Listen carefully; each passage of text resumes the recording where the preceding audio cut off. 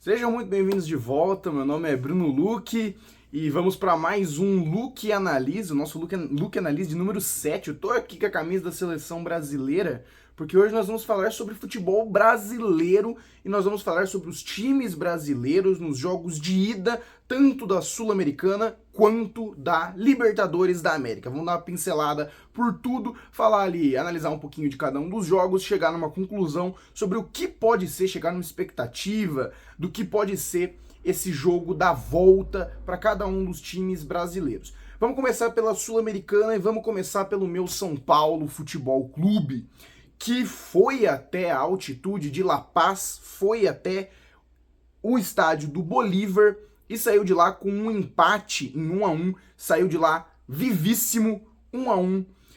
O que eu destaquei aqui foi exatamente esse empate na altitude. A gente sabe que os times da altitude, muitas vezes, e na maioria delas, têm a altitude como o seu 12º jogador e às vezes sendo o melhor jogador do time. E o Bolívar, não é dúvida, não é mistério para ninguém que o Bolívar historicamente é um time que contra brasileiros na altitude sempre se deu muito bem, sempre foi a principal arma deles. Ano passado eles deram muito trabalho pro Flamengo na altitude. Então o São Paulo sair de lá com 1-1, com um empate, foi muito bom.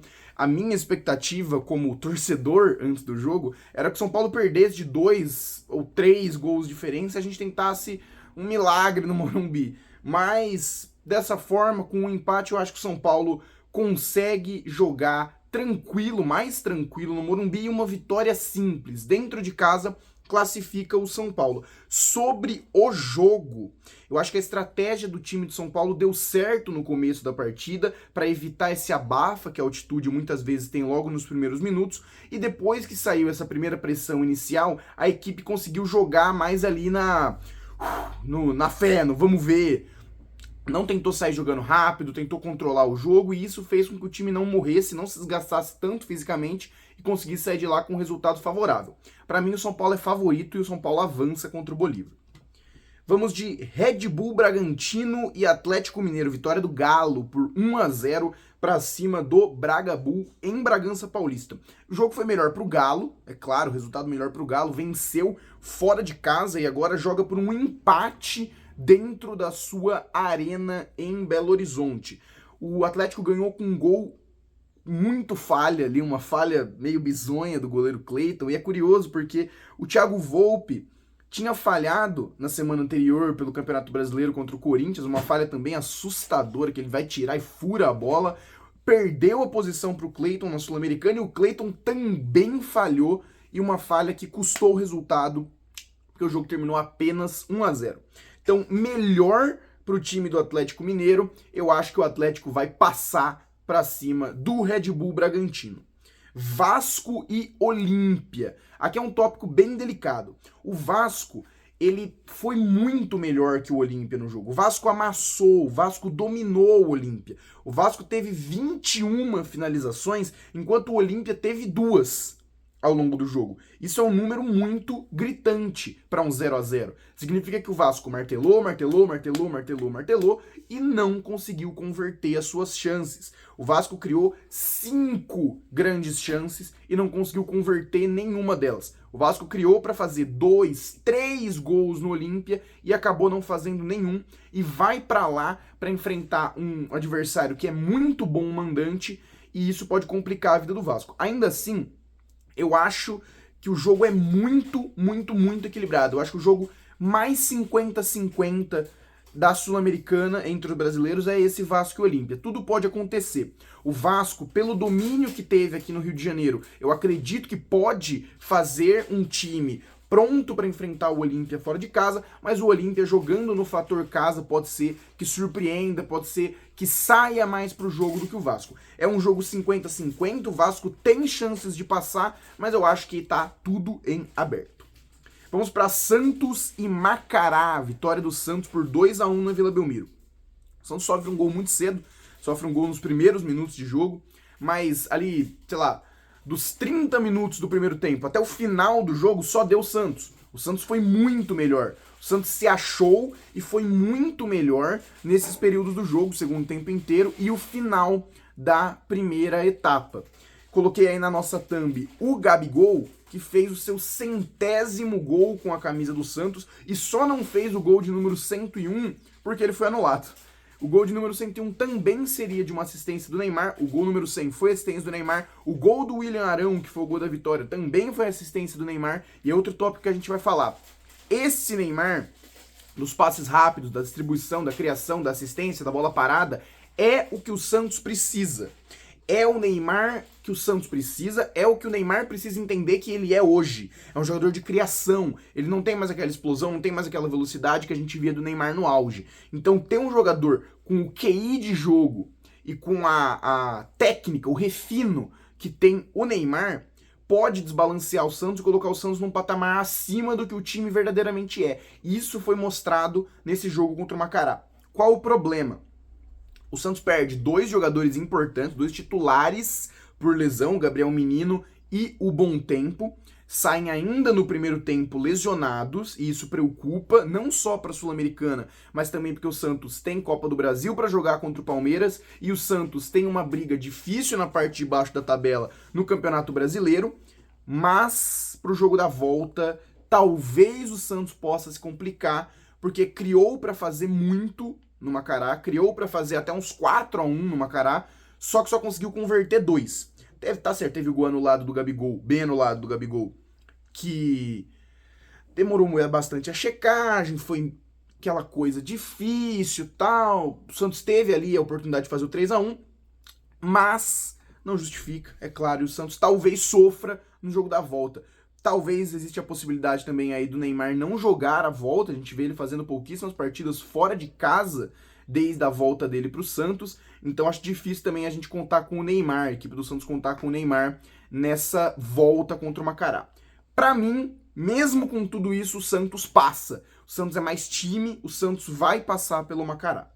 Chegamos no último jogo dos brasileiros na Sul-Americana, Cienciano e Botafogo, e aqui a gente vai tirar um pedaço especial para falar sobre o Franklin Carvalho, técnico português da equipe do Botafogo, que foi aí uma São Paulice que a diretoria do Botafogo fez em contratar o Franklin Carvalho. O técnico subestimou a altitude, não achou que a altitude era tudo isso, português, não conhece, não sabe o que é uma Sul-Americana, não sabe o que é uma Libertadores, colocou jogadores sem ritmo de jogo para jogar na altitude, com isso eles cansaram muito rápido, e daí com 40 minutos de jogo já estava 4-0, já era um placar bem difícil de ser revertido. O time até ensaiou uma retomada ali no começo da segunda etapa, nos primeiros 10 minutos da segunda etapa, o Botafogo até ensaiou uma volta melhor, achou um gol depois de uma bola parada, mas ficou por isso mesmo, depois sofreu mais 2 gols e o placar terminou em 6-1. É muito difícil, né? Vamos falar a verdade, nada é impossível no futebol, mas é muito difícil um resultado favorável para o Botafogo, porque precisa ganhar de 5 para levar para os pênaltis no Newton Santos. Esse ano praticamente garantiu a sua vaga.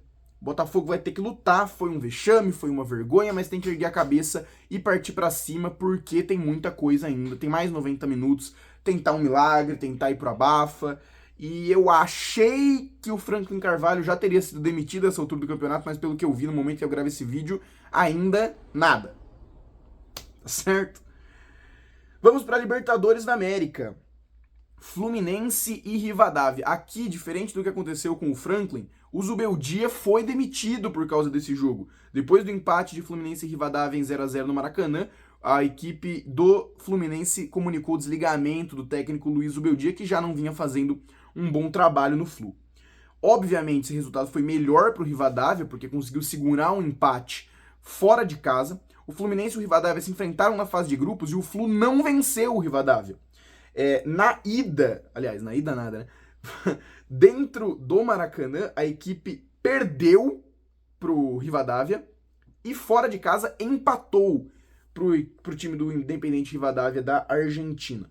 O jogo foi melhor pro Flu, que mesmo assim não conseguiu converter, ainda assim tá em aberto, e eu acho que tem um leve favoritismo pro Rivadavia por conta do histórico entre essas duas equipes. O problema do Fluminense para mim é muito claro, é o ataque. É um time pouco efetivo no ataque, que apesar disso tem uma defesa muito boa. Fábio pegou uma bola de gol aí num chute rasteiro na primeira etapa. A gente teve também o Thiago Silva fazendo uma excelente partida, para mim foi o melhor jogador em campo. Então, o Fluminense tem uma defesa sólida, mas tem um ataque lá na frente que passa principalmente pelo Hulk, agora com a lesão do JK, que não tá conseguindo criar, não tá conseguindo converter as chances que o Fluminense tem.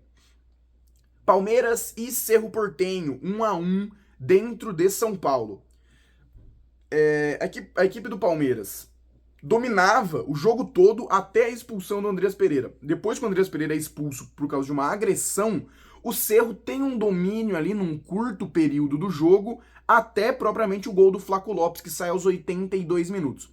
Aos 82, a equipe do Palmeiras, do Flamengo, a equipe do Palmeiras já estava comemorando, já estava celebrando a vitória, até que aos 93 minutos o Carlos Miguel faz um gol contra e deixa tudo igual pro jogo da volta. Perigoso por quê? Porque na primeira fase, quando eles se enfrentaram, o Palmeiras empatou fora de casa e perdeu em casa. Então o Palmeiras também não conseguiu vencer o Cerro Porteño nesse ano. Quando vencia, tomou o gol contra aos 93. Apesar disso, o time do Palmeiras é muito melhor. Para mim, o Palmeiras continua sendo o favorito, porque a qualidade individual dos seus jogadores é incomparável com a qualidade do Cerro Porteño, que ainda assim é um time bom.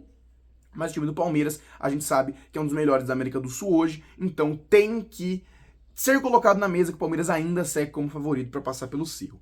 Cruzeiro e Flamengo foi um jogão de bola, aquele jogo que passa rápido, porque é muito bom, porque você aproveita, você se diverte vendo o jogo.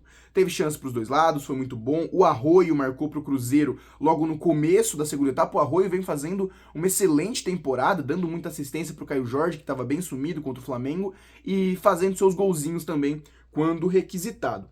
O Paquetá e o Pedro, aqui eu quero destacar desse jogo. Eles mudaram completamente a partida. E quando eu digo que mudaram completamente a partida, não foi que, uau, eles acabaram com o Cruzeiro, mas foi porque eles entraram e no minuto seguinte o Pedro sofre uma falta e nessa falta sai o gol do Paquetá. Então, obviamente, as alterações impactaram diretamente no resultado da partida para esse 1-1. Melhor pro Flamengo, porque joga em casa a volta, joga no Maracanã. O jogo é em aberto, eu diria que tá um pouco favorecido para a equipe, favorecido no caso de favoritismo, para a equipe do Flamengo. Vamos com o Mirassol e LDU, penúltimo jogo. O Mirassol, grande surpresa aí, o Mirassol jogando a sua primeira Libertadores da América e já conseguindo se manter vivo numa oitavas de final. O Mirassol começou melhor, fez 1-0 com 15 minutos de jogo e quando parecia que seria tranquilo para o Mirassol, a LDU cresceu muito, ainda no primeiro tempo, dominou, fez uma blitz no primeiro tempo, mas o Mirassol soube sofrer, soube segurar e segurou. Ok.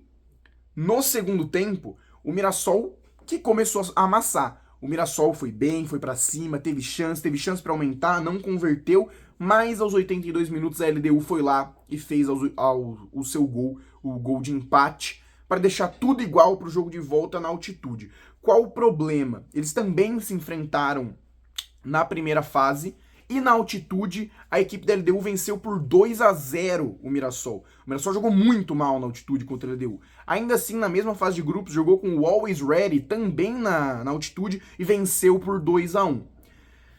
A LDU, eu acho que das equipes que tem a altitude como sua principal força, a LDU é a mais forte delas. Não pela altitude, mas porque o time é bom. O time sem altitude é um time organizado, é um time bom. Então, por isso, pra mim, a LDU é favorita. Acho que o Mirassol pode conseguir avançar? Acho. Mas a LDU é favorita.